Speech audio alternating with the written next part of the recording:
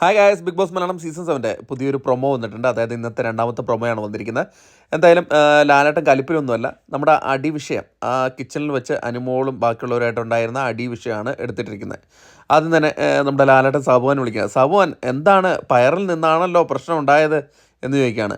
അപ്പം സബുവും പറയാണ്, അല്ല ലാലേട്ട, അനുമോള് പറഞ്ഞു നീ ഇത്രയും കഴിച്ചാൽ മതി എന്ന് എൻ്റെ അടുത്ത് പറഞ്ഞു എന്ന് പറഞ്ഞു. എനിക്ക് ഫുഡ് തന്നിട്ട് പറഞ്ഞു നീ ഇത്രയും കഴിച്ചാൽ മതി എന്ന് പറഞ്ഞു.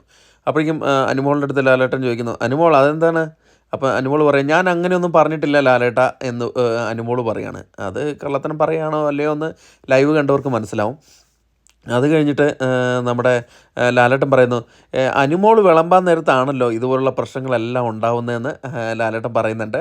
അത് കഴിഞ്ഞിട്ട് ആദിലെടുത്തിട്ട്, ആദില എന്താണ് പിശാച് എന്നൊക്കെ വിളിക്കുന്നത്, ഇതൊക്കെ പ്രേക്ഷകർ കണ്ടുകൊണ്ടിരിക്കുന്ന എന്ന് ലാലേട്ടൻ ചിരിച്ചിട്ടാണ് പറയുന്നത്. ഒരു കലിപ്പൊന്നുമില്ല കേട്ടോ.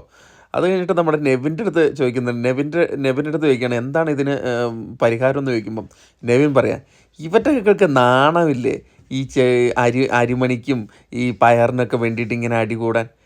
അപ്പം ലാലേട്ടൻ ചോദിക്കുകയാണ്, ഇതിനെന്താ പ്രതിവിധി എന്ന്. അപ്പം പറയാം, ഇതിനൊറ്റ പ്രതിവിധിയുള്ള ലാലേട്ട, അങ്ങനെയാണെങ്കിൽ ബിഗ് ബോസ് സമയാസമയത്തിന് ഫുഡ് തരട്ടെ, അപ്പം ഇങ്ങനെ ഒരു പ്രശ്നം ഉണ്ടാവില്ല എന്ന്. അത് അടിപൊളി ഒരു ആൻസറാണ് കേട്ടോ. മറ്റേ നെവിൻ പറയുന്നത് നല്ല രസമാണ്. ഇവറ്റൊക്കെ നാണമില്ലേ ഈ അരിമണിക്കും പയറിനൊക്കെ വേണ്ടിയിട്ട് അടികൂടാൻ. അപ്പം പ്രതിവിധി ബിഗ് ബോസ് സമയാസമയത്തിന് തരട്ടെ എന്ന്.